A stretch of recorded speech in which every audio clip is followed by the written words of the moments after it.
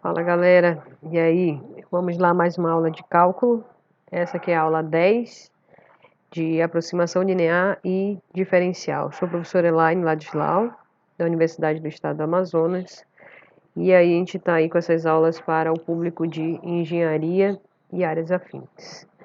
Bem, para tratar aí da aproximação, a gente vê o seguinte, né? A gente tem diversos tipos de aproximações, principalmente utilizadas na computação gráfica, né? A gente tem, por exemplo, aproximações lineares, a gente tem aproximações quadráticas, cúbicas, entre outros tipos, né? Utilizando polinômios de Legendre e outras coisas, outros tipos de aproximação a mais. Então, na verdade, o que a gente quer fazer é aproximar uma função por uma reta, por uma parábola, o que mais se adequar aí, então a gente vai conseguir fazer essa aproximação. Então, aqui na figura, né, a gente tem aqui o gráfico de azul, certo? E temos aqui esse ponto A, F de A, certo? E aqui a gente tem essa aproximação pela reta tangente, certo? A gente já sabe calcular aí a reta tangente.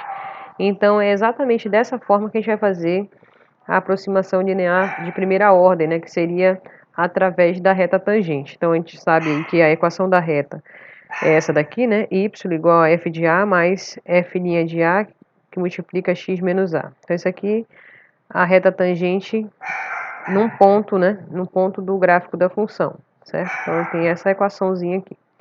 Então, aqui a gente vai dizer que a gente vai conseguir, então, aproximar a imagem desse elemento x aqui pela função f, ele vai ser aproximado por essa medida aqui, que seria f de a mais f' de a vezes x menos a. Beleza? Bem, então, com essa equação aí aproximada da função, a gente pode definir, então, o que a gente chama de linearização, que, na verdade, vem da aproximação pela reta tangente, certo? A gente vai chamar aqui de L de x, só para lembrar que é uma linearização, a gente está tentando linearizar, é como se a gente tivesse o gráfico da função e dando um zoom na proximidade do ponto. Então, chega um momento que a reta é tão próxima do gráfico que a gente faz essa coincidência, então, essa chamada linearização da função, ok? Então, a nossa linearização aí, L de x, vai ser a imagem desse ponto A, mais a derivada aplicada no ponto A, vezes x menos A. Tá? A gente vai verificar essa aproximação aí nos próximos exemplos, para ficar mais simples. Então, aí, olha, por exemplo, encontre a linearização da função f de x igual a raiz de x mais 3 em A igual a 1, né, no ponto A igual a 1, e use essa aproximação, e use isso, né, para aproximar os números que são, no caso, a raiz de 3,98 e a raiz de 4,05, tá? E aí, no caso, essas aproximações, elas são sobreestimadas ou superestimadas ou subestimadas, certo? Então, a gente vai verificar aí, no caso, a linearização, lembrando que, na verdade, provém aí da equação da reta tangente. Então, se vocês lembrarem bem, a gente vai precisar derivar, né, a função. Então, aqui a gente só reescreveu a função, tá, pessoal?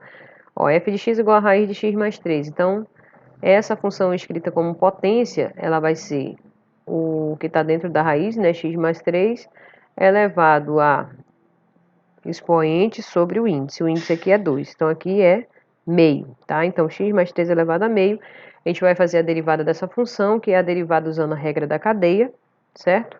Então, a derivada da externa aqui é a derivada da potência, então esse expoente vem para frente, repete o que está dentro do parêntese e vai ficar meio menos 1, que é menos meio, vezes a derivada da interna, que seria 1, né? A derivada em relação a x aqui seria 1, ok? Fazendo aqui as continhas e transformando novamente essa potência aqui para uma raiz, a gente sabe que o menos ele inverte, né? Então aqui isso aqui é 1 sobre x mais 3 elevado a meio, e o x mais 3 elevado a meio é a raiz, então vai ficar 1 sobre esse 2 aqui, né? 2 vezes a raiz de x mais 3. Então isso aqui é a derivada, beleza? Então a gente vai fazer o seguinte, como a gente quer a aproximação no ponto 1, a gente vai calcular quem é a imagem do 1 que a gente precisa. F de 1, então, aqui, ó, vai ficar 1 mais 3, que é 4, raiz de 4 é 2, tá? E a F' no ponto 1, que a gente também vai precisar, basta aplicar aqui na derivada o ponto, o x igual a 1, né? E vai ficar o quê? 1 sobre 2 vezes raiz de 4, que vai dar 1/4. Né? Colocando esses valores na equação 2, a gente vê a linearização, tá? Lembrando aqui, a linearização, L de x, vai ser f de 1 mais f' de 1, que multiplica x menos 1. Lembrando que a gente está aplicando tudo no ponto a igual a 1, tá? Então, f de 1 a gente calculou é 2, f' de 1 é 1/4, que multiplica x menos 1, e a gente tem esta reta aqui, ó, 7/4 mais x sobre 4.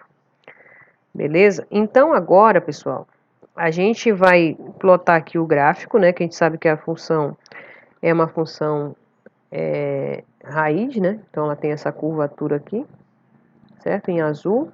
E aqui a gente plotou a reta tangente aqui, y igual a 7/4 mais x sobre 4. E aqui está nosso ponto que a gente quer verificar aí a aproximação, no ponto 1, 2, tá?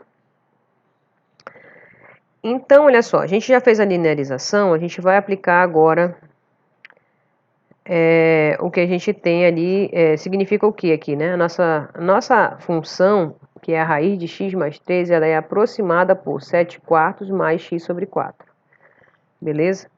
Então, aqui vai ficar, ó, aplicando o x igual a 0,98, né? Que seria aqui para chegar no 3,98. Então, a gente ficaria com aproximadamente 7/4 mais 0,98 dividido para 4. E isso dá aproximadamente 1,995.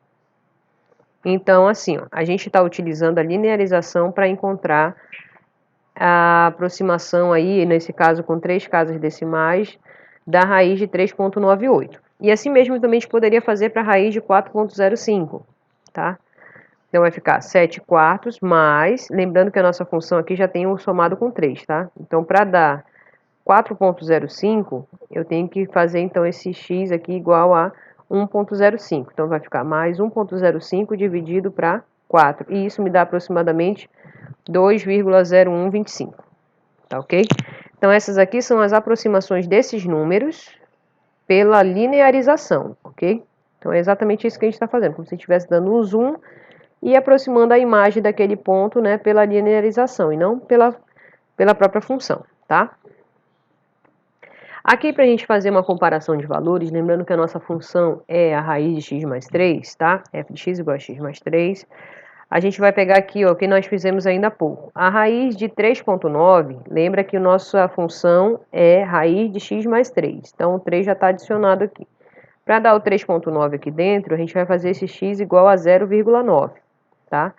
Pela linearização, isso dá aproximadamente 1,975. Aqui, pessoal, perceba o seguinte. Nós fizemos um... Ah, não, aqui a gente já tinha as 3 casas decimais, né? A gente só repetiu aqui. 1,975. Cadê?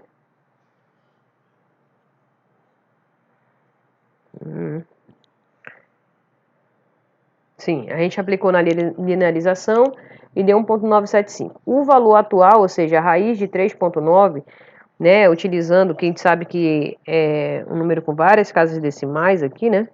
Isso aqui dá 1,97484176, beleza?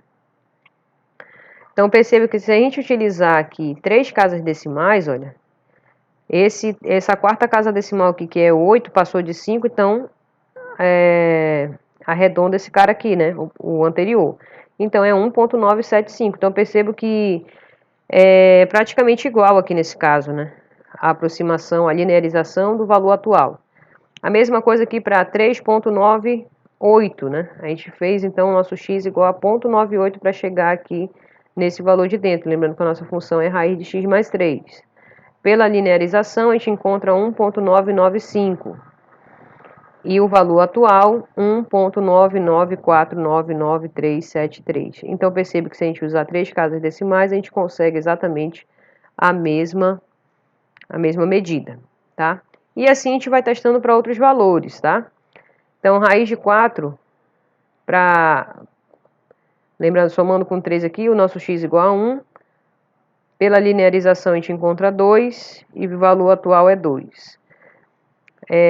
O 4,05, x igual a 1,05, foi o que nós fizemos no anterior, né? Da linearização, 2,0125. E aqui, 2.01, 24, 61, 17. Então, percebo que essa linearização ela é bem confortável para a gente fazer aí essa aproximação de valores fazendo a linearização, ou seja, tipo achatando a curva numa reta, vamos dizer assim, né? A grosso modo falando seria isso, beleza? Então a gente não encontra maiores... Aqui praticamente, se a gente considerar aí o erro de um décimo, a gente praticamente nem tem, quase que zero, né? Aqui o erro, tá? Muito bem, então a gente vai fazer aí a diferencial. Depois da gente verificar essa linearização, a gente vai relembrar aqui a definição do cálculo de derivada da função, lembra? Para a gente calcular então a derivada da função, a gente pega o limite da função aplicada no ponto x mais ΔX, no caso aqui a gente chamou de h, tá? Mas a gente só colocou o ΔX aqui para fazer uma alusão aqui, uma variação no eixo x, tá bom? Então, ó, f de x mais ΔX menos f de x sobre ΔX, quando o ΔX tende para zero. Então, aqui, se a gente pensar bem, esse cara é um elemento de x, da abscissa, né? Só arredado um pouquinho por causa dessa variação que você fez aqui, que está tendendo para zero, né? E depois você subtrai. Então, esse elemento aqui no numerador, ele é como se fosse uma variação em y, tá? E como a gente está pegando esse valor tendendo para zero, então significa que isso é bem pequeno, tá? Essa diferença aqui. Então, por isso que a gente chama de diferença infinitesimal, que é o dy, certo? E aqui, esse ΔX aqui é uma variação no eixo x, né?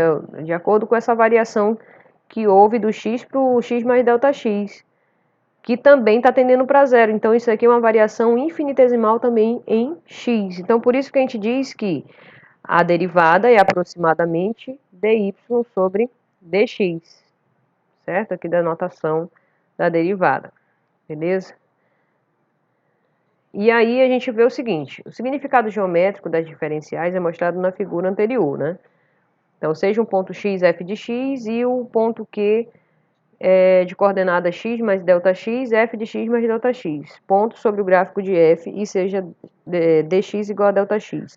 A variação correspondente em y é ΔY, vai ser o f de x mais ΔX menos f de x, que foi o que a gente falou ainda há pouco, tá? Então, percebo que o ΔY está estritamente dependendo dessa variação em x, ó. Beleza? Então, vamos verificar aí alguns exemplos, tá? Aqui, nesse caso, a gente usa a própria igualdade, tá, pessoal? Então, aqui a aproximação infinitesimal em y vai ser f' de x vezes dx, tá? Aproximação infinitesimal em x. Então, por exemplo, para a função que a gente tomou ainda há pouco, né? A f de x igual a raiz de x mais 3. Beleza? A gente vai fazer agora não a linearização, e sim a diferencial dessa função aqui para verificar o que está acontecendo, tá? Então, a gente vai fazer o seguinte, dy é igual a f' de x dx, certo? F' já sabe que é 1 sobre 2 raiz de x mais 3. Então, a nossa continha ficou dessa forma, ó, dy igual a dx sobre 2 vezes a raiz de x mais 3, tá? E aí, a gente vai pegar o a igual a 1, certo? O a igual a 1 e o ΔX como sendo 0,05, beleza? Então, o dx aqui como sendo 0,05 e o x igual a 1, tá? Então, a gente vai ter a aproximação em y de 0,05 sobre 2 vezes raiz de 4, que dá 2, que dá 0,05 dividido para 4, que dá 0,0125. Beleza? Agora percebo dessa continha aqui que a gente está fazendo a variação em y, seria o f de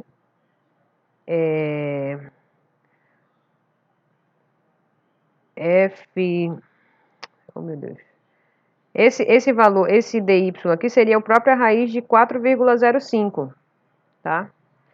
Porque o nosso x é igual a 1 e o nosso acréscimozinho que a gente está dando em x é 0,05, tem que ser bem pequeno esse daqui, tá? Nesse caso aqui da ordem centesimal, certo? Então, a raiz de 4,05 é aproximadamente o quê? o F de 1 mais o dy, tá? Isso aqui veio da onde, gente? Dessa formulazinha aqui, tá? Então, isso aqui é o F de 1 mais dy, que a gente acabou de calcular aqui, ó, o F de 1 é 2, 2 mais 0,0125, que deu 2,0125. Beleza? É claro que no caso da diferencial aqui, a gente vai sempre utilizar para valores muito pequenos, tá? Então, por exemplo, numa empresa em que você tem aquelas, aquelas máquinas que são milimetricamente, né, calculadas para você, por exemplo, fazer empacotamento, alguma coisa assim.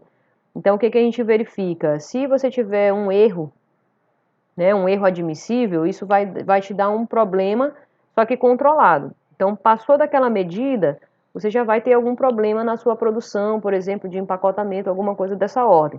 Então, como que você utiliza, como é que você faz essa medição? Utilizando a diferencial, porque a diferencial ela serve exatamente para isso, calcular erros infinitesimais, ok? Vamos ver esse outro exemplo aí para ver se fica mais claro, tá?